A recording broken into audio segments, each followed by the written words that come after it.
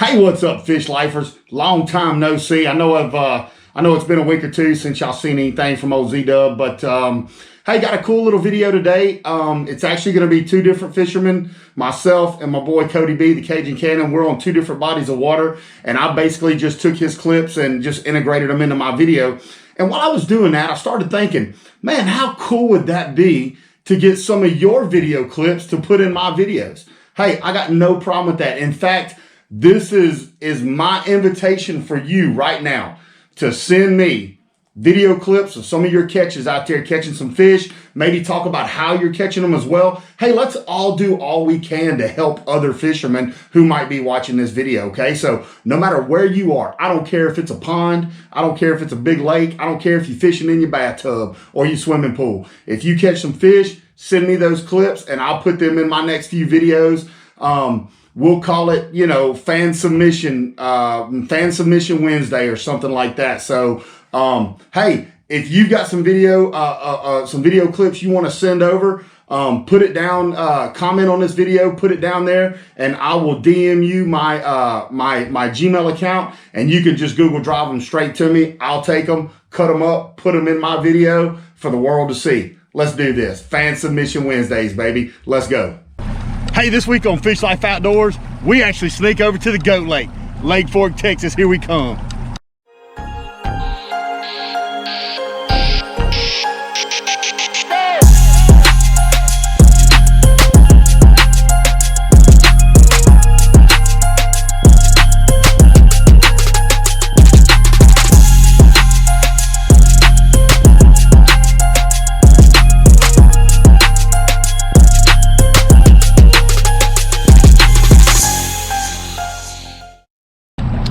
What's up, fish lifers? Like I said, I am able to actually sneak over and fish the Goat Lake today.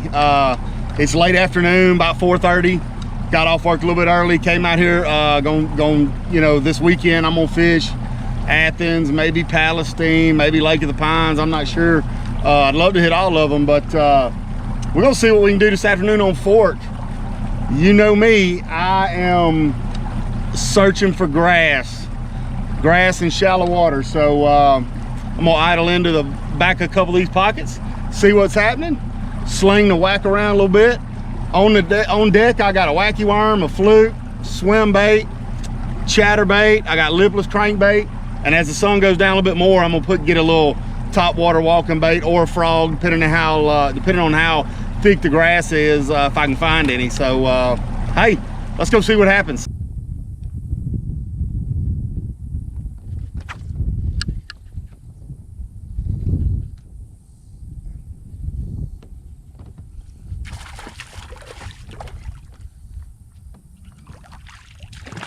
Up in here, not too bad, y'all. That's still a pretty decent little fish. It's long, just skinny. Probably in here chasing shad. Boy, that fish is a little cool. Water temperature is about 75 degrees.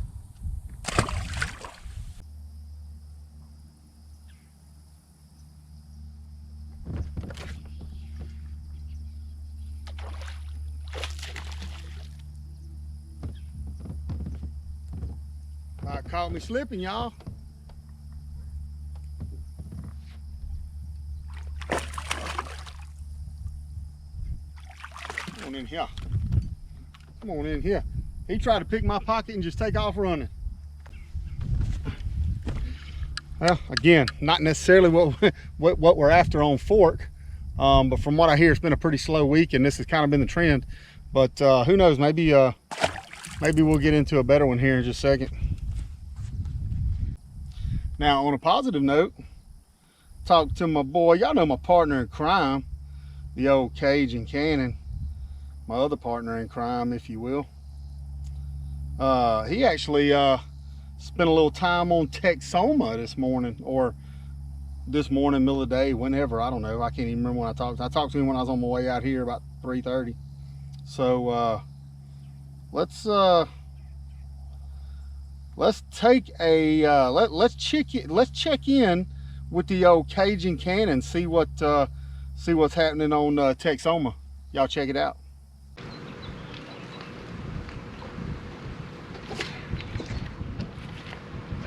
Get out of there.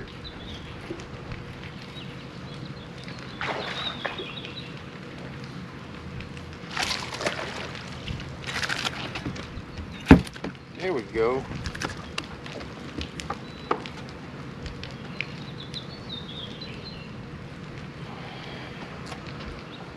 There you go. Big Money Cove fish life spot, baby.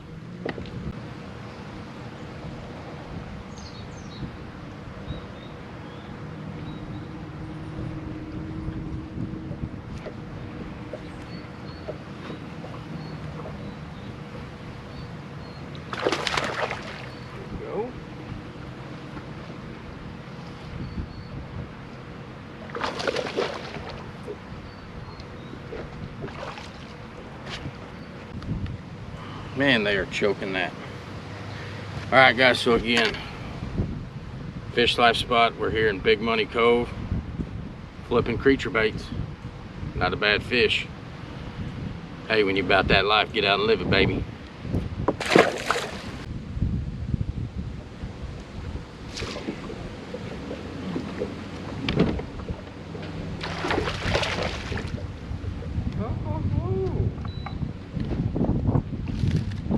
Smalley.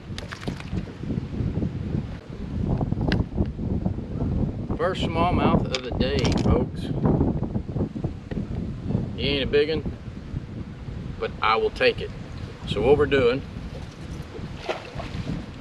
is we're out here on Lake Texoma using the Fish Life app, and I'll grab my phone here.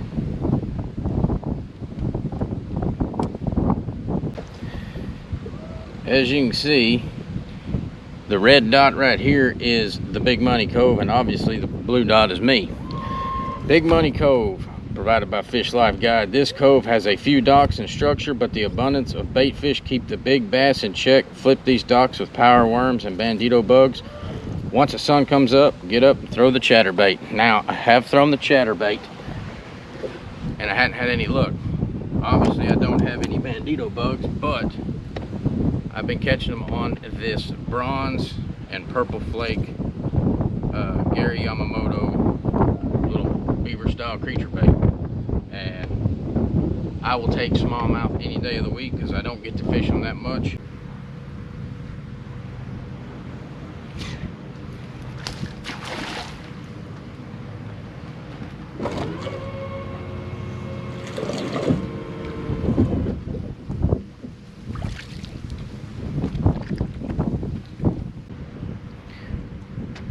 The old dink, but I will take dinks over nothing any day.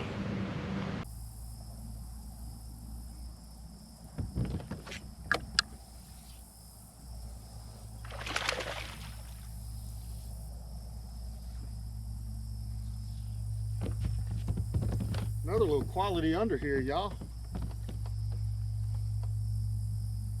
And in tournament conditions, that's the name of the game on Fort, underfish. That is a good under right there. Another little quality under here on Fort this evening.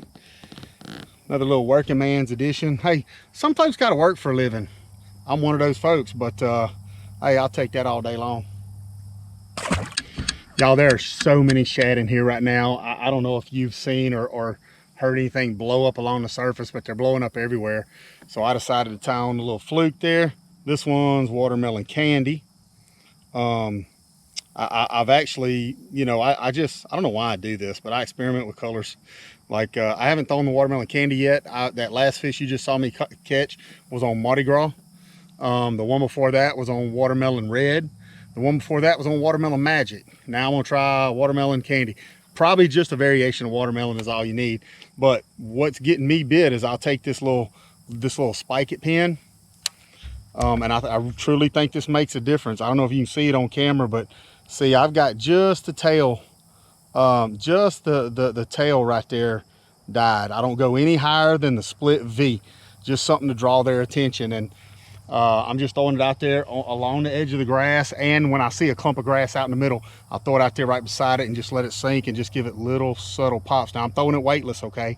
So it's a slower fishing bait, kind of working like the whack, except except when, you know, instead of popping it straight up out of the grass and, you know, between the grass, you kind of twitching it sideways like this, make that fluke just kind of dart in and out of the grass and stuff, and they tend to like it. All right, y'all, I'm gonna shut it down for the day. Getting pretty late. I could actually fish a little bit longer, but old Z-Dub's hungry. It's been a long day. Not as good as of an evening as I would have liked. Honestly, it's not as good of an evening as I would have expected. But man, I got all the way back here, and it was such a long idle. I had already committed to back here, so I said I'm just gonna stay back here. Man, as soon as I got back here, the wind just completely shut down. It was dead calm, which is usually great for wacky worm and fluking, but you still need a little bit of breeze, a little bit of ripple on the water. I mean, a shit ton of shad back here. It's everywhere.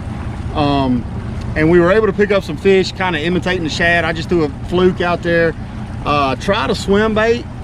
I tried a chatterbait. I tried a little bit too grassy for a spinnerbait, honestly, but weedless swim bait. Weedless swim bait, chatterbait, and lipless crank. I tried all those. Man, they just wouldn't touch them. You know, it's just like that sometimes.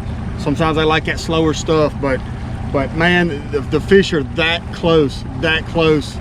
The bass anyway are that close to just blowing wide open on this fall pattern. I'm seeing a lot of laydowns out here in 4 foot, and there's fish on the laydowns. But I stayed up on the edge of the grass this afternoon. But not a bad start to the weekend. Hey, good to hear from old Cody B, the Cajun Cannon. Glad to see he's ripping a few lips up there on Texoma. But hey man, appreciate you guys watching this episode of Fish Life Outdoors.